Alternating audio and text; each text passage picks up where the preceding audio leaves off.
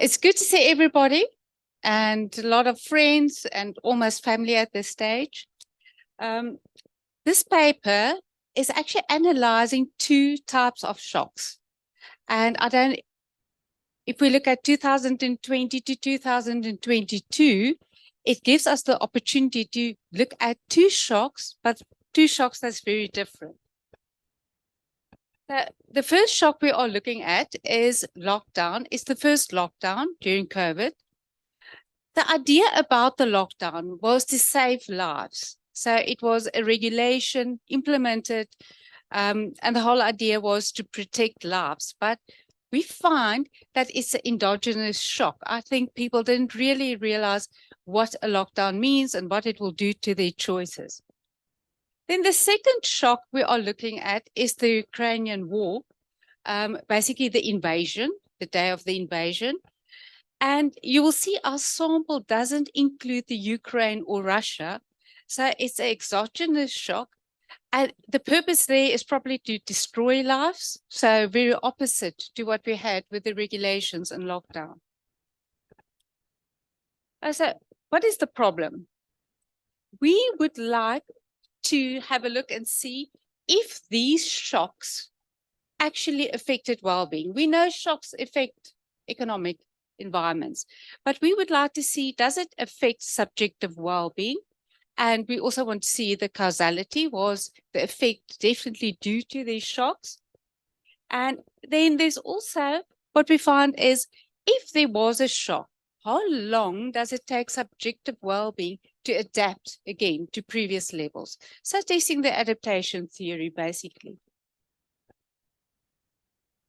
All right, so that is also the aim of the paper.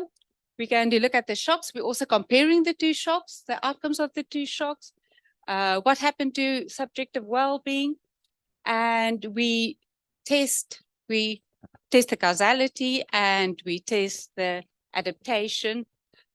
So how quickly did well-being actually adapt? The methods we will use is a difference in difference. Jenna, thank you for explaining that. I can skip that. And then event study for both two reasons. The event study is basically a robustness test on the difference in difference. And secondly, also looking at the time span for the adaptation. So on the literature side, on the micro level or macro shocks, there are a few papers, for example, the bombing in Boston, but most of them are within country. So there's a few. On adaptation, we know there's many at a micro level, but not at a macro level. So testing if a macro or exogenous or endogenous shock actually leads to adaptation in happiness at a macro level. We didn't find anything yet, so please let me know if you know about anything in the literature. So what is our contribution? We're comparing two shocks, which has not been done before at a macro level. And we're looking at adaptation at a macro level. And then the other thing is we're using real-time data. So I will tell you more about that a little bit later. Just more about our data. We're using a data set with 10 countries. So there's European countries and there's a few in the Southern Hemisphere. They're listed there. The time periods that we use is obviously the first lockdown on COVID, and in countries it differed, that date differed, and we actually used the announcement of the first lockdown. And later also do a robustness test on when the countries physically did lockdown. And on the invasion, it was on the 24th of February, so that's the date we are using. So those are the shocks. The date of the shocks is one, the date that the announcement or the lockdown was announced in March. All the countries were in March 2020. And then the invasion on 24th of February. As a counterfactual, we used 2021. I don't know, maybe somebody of you has been reviewing this paper because it has been submitted and we are on revise and resubmit. And thank you for your comments if it's one of you. And they ask us about 2021 as a counterfactual. But the problem is, if you look at data and you need a counterfactual, we don't have 2023 data yet. And 2019, we didn't have COVID, and COVID is a reality. So at this stage, we believe 2021 is the ideal counterfactual to use. Now, our output or outcome variable is what we call gross national happiness dot today. It's an index, and it's based on, we extract tweets. We extract a vast volume of tweets at real time. Even if you look now, you will find on our website, there's an index running real time, measuring the happiness in different countries. The way we do it is we extract the tweets, then we use natural language processing, and it can then score the different sentiment on those tweets. We use an equation just basically balancing, getting net happiness between positive and negative sentiment, and that is then our happiness score. All right, then the next thing is always to ask us the validations on that, the happiness.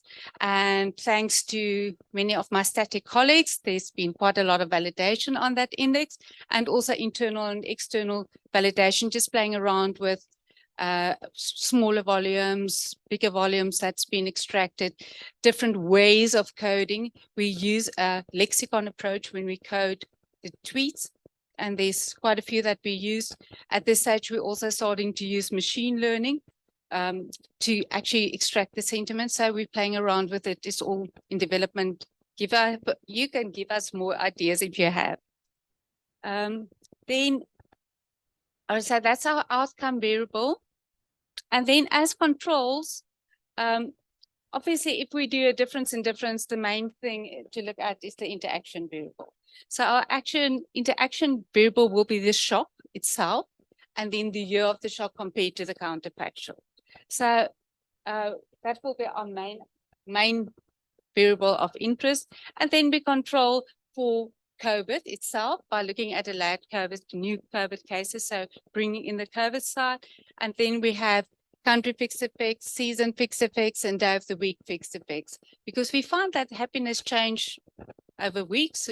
We found Monday's low, Saturday high, normally. Did I now skip some? No, I did not. And just to the identification of the DID, or you will see with the parallel assumption, you will see the graphs. It's not 100%. So we can't say 100% about the causality, so we'll chat about that.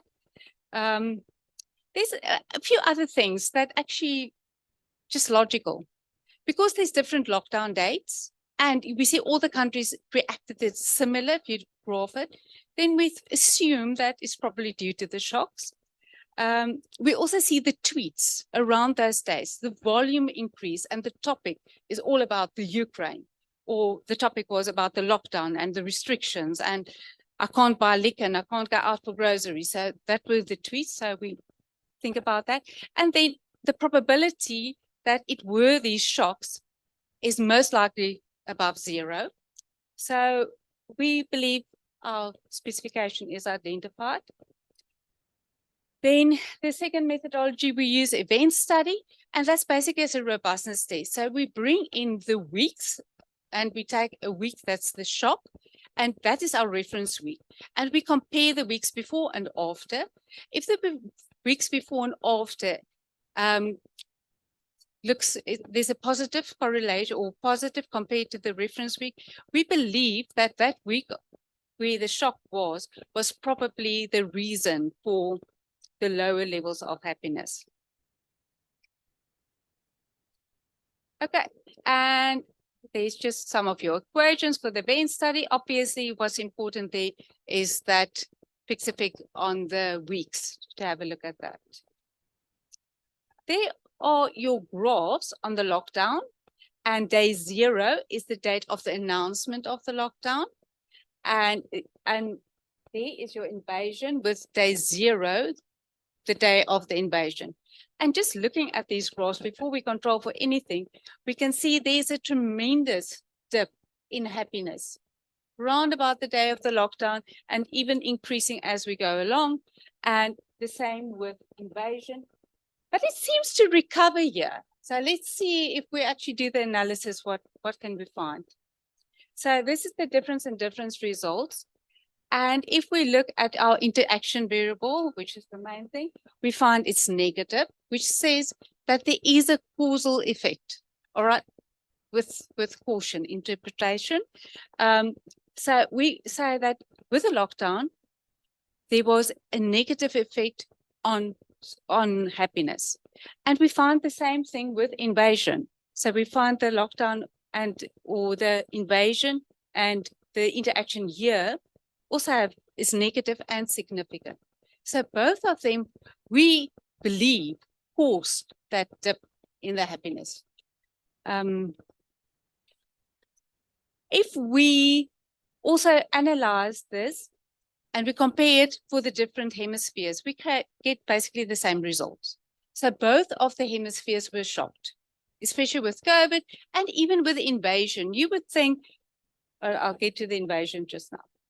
So if we look at the invasion, you can still see that negative coefficient on the interaction variable.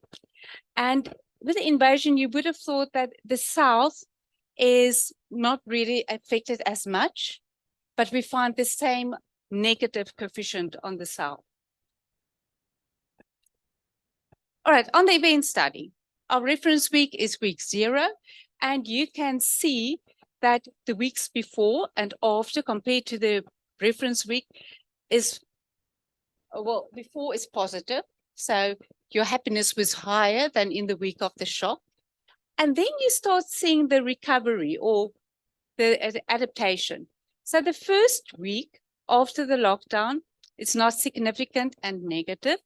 And the second week is significant and positive, which means basically adaptation. People are as happy as they were before. With the invasion, that adaptation takes a little bit longer. It's almost 4 weeks.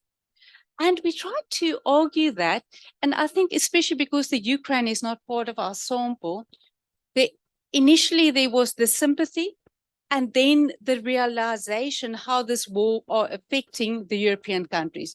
For example, with gas, the different markets that were not accessible, the number of migrants moving into Europe. So maybe it was a little bit longer before the happiness adapted to previous levels. If we look at the North and South, we once again find very, very similar results.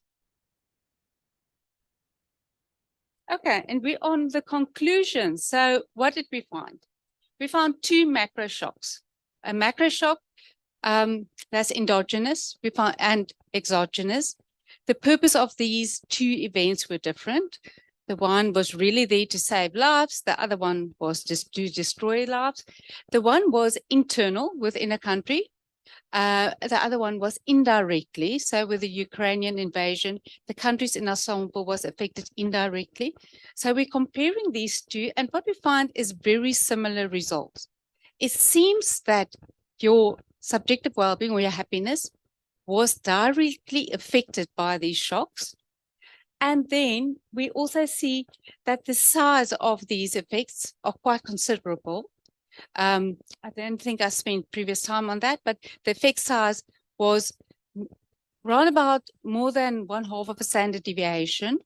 So really impressively, there was a big shock. And then if you look at the adaptation, it seems as if countries, or even at a macro level, like we find at a micro level, the adaptation is relatively quick. So with the lockdown, we saw within a week, with the invasion, within 4 weeks. So it seems to mirror your micro findings. And then just some limitations, many limitations on the study. And probably, as I said, if our reviewers are here, you will probably think of more. Obviously, Twitter data, we always get questions on Twitter data. Is it representative? Is this and that? Yes, there's many limitations, but basically for each question that you can ask me about Twitter data, I can give you an answer about it. It's not perfect, it's still in development, but what I can tell you, and we heard the same from Kerry this morning, is that we need data in real time. Now time, it doesn't help us to make decisions on survey data that's 2 years old. Doesn't help policymakers. So this is something we have to develop, we have to work with it. Then obviously the Ukraine and Russia was not part of our sample. And I think if it were, those effects would have been much bigger, but it's not part of our sample. And then what we would like to do is to look at other types of shocks and see if they behave similar, if we get the similar result, or if we get very different results. So that's something that we would like to look at in the future. I didn't start off to say that this is a paper co-authored by my colleague Stephanie Rousseau from Auckland. And we said we really don't want another shock. But on the other hand, if there's another shock, it will be nice to add it to our analyses. And that is it. Hi. So my question is about the shock of the Ukrainian war, and I guess specifically, did the countries that you included in their COVID restrictions before the wars began? And because I guess what's in my head is like, otherwise afterwards, is it not like the war plus COVID? And I don't know, how are you all thinking about that? Well, most of the restrictions, like the lockdown restrictions, were lifted by the time of the war. So, as we say, this is the new normal. We're going to live with COVID probably the rest of our lives. So, COVID is normal at this stage. Yeah, so that is why we introduced our lagged COVID cases, just to control for COVID that's still there. Thank you for your presentation. And we have another shock here. Just hit him with the microphone. Can we analyze it? Yeah. So my first question would be similar to what Tiffany argued. Like, is it 2021 really a good control group, especially when it comes to the Ukrainian war? Then maybe you would think that what you're estimating is perhaps a lower bound, and that's why you don't find such a big effect. Because 2021 is already a period where people are more unhappy.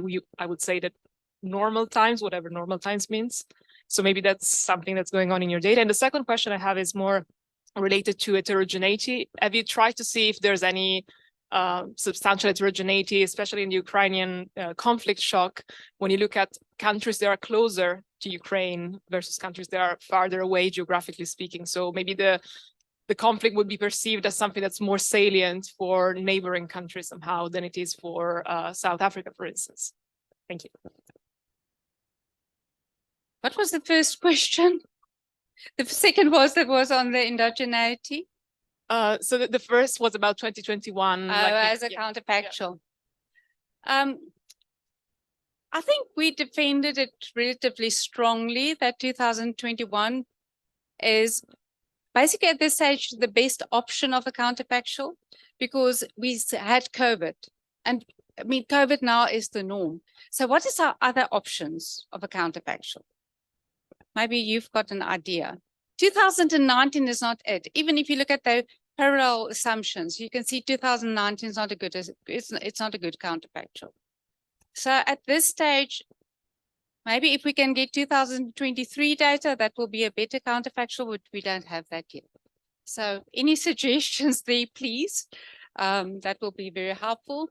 On the endogeneity, what you saw that we had limited variables in our equations, but definitely I think distance from the Ukrainian invasion will play a role. But even on our difference in difference and our event studies, we found that the South also reacted negatively. And the fact is that, number one, I think there's sympathy, and the sympathy is probably worldwide. Not probably, I believe it's worldwide. And the other thing is indirectly, it affects all countries with your markets. So it just gives a rollover effect to inflation. Well, in Europe, the lack of gas. I can tell you another story about that, but yes. Thank you. You knew this was coming. So I have a question on the Twitter data. And specifically, what I'm wondering about is whether you can sort of replicate standard results in the subjective well-being literature. So for example, if you can identify a set of people who say on Twitter they just got married, and whether they're still happier, 6 months on, and then you slowly see adaptation in that kind of data? Because if you could show us that you can replicate sort of standard results from survey data, at least I would be more convinced of the Twitter data. And I just wonder if you've done this sort of general style of analysis. Caspar, I think that is a really good idea. Would you like to co-author? Well, obviously, obviously it takes quite a bit, your coding skills, because you need to follow the same person over time, the tweets. And then you hope that this guy got married, and you hope you know who they got married to because you've got your tweet identifier, and then to follow that. But I'm sure if you would like to co-author, I'm sure we will be able to do that. But it's a really good idea. Now, I don't know what question to ask to get the same offer, yeah? So mine is a very minor question. I was wondering, if I think back, everyone was affected by the lockdown, yeah, suddenly. Now, my perception of the war, the Ukraine war, was actually, it's far away, though I'm living in Germany. I was actually only affected when I saw the first refugees coming, which was sort of the immediate impact, but that was some weeks later on. So I find this is like, may not be true, but my perception of these shocks was very different. So I may have also reacted differently. I was wondering whether that could have an effect, or how, whether you, yeah, it's a question, very open question. Yeah. So no co-authorship. Yeah. I really like what you said there, is the lockdown had an immediate effect, and that's approximately what we find. And then we see with the invasion, there's some lag, especially to adaptation. So if we try to explain that, I think it's exactly what you said now, is when did it start affecting your life, the individual? Maybe when they started seeing the refugees coming in, maybe when they went into the store and had to pay double the price for sunflower oil. So initially, I think, as I said, it's sympathy, but then it starts touching you as a person. And that might have been a lag because it's indirect. But if you have any other suggestions, please let me know. Is it on? Oh, there we go. So you could do the event study by country. Have you done that? And then maybe there are differences in how quickly countries respond. And we could maybe think of it as resilience. And maybe, just to tie in with Gemma, the country's experience with COVID might predict their resilience to the war. That might be an interesting study. Jenna, where you want to co-author? I think we definitely, because we obviously did all the graphs per country as well, and you can see the difference. We used averages, and you can definitely see different effects in different countries.